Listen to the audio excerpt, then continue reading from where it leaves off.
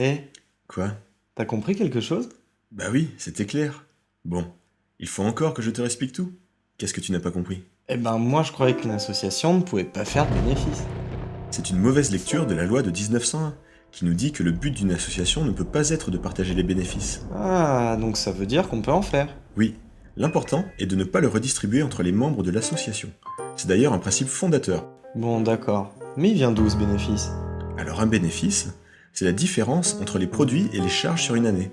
Côté produit, on trouve le produit des activités de l'association, on parle de chiffre d'affaires, mais aussi les subventions, les cotisations et les dons.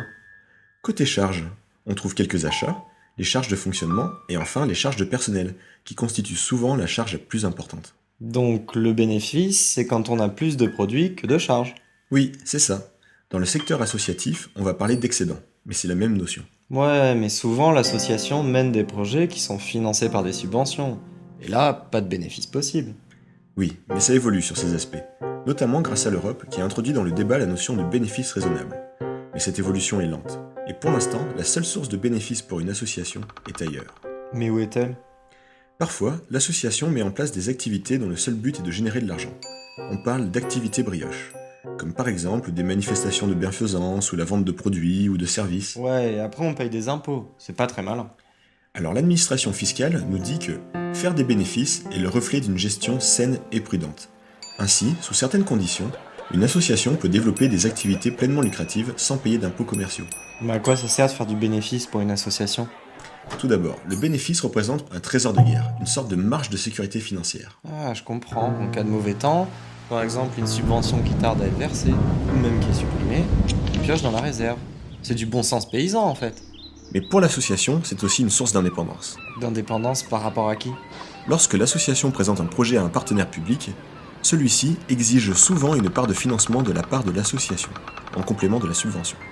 D'où il vient cet argent? Et bien justement, du trésor de guerre. Une association, c'est aussi et surtout un laboratoire où on teste, on innove et on y invente parfois le monde de demain. Et un projet, même très innovant, ne peut pas toujours être financé par des fonds publics. Alors, pour financer le projet, on pioche dans les réserves.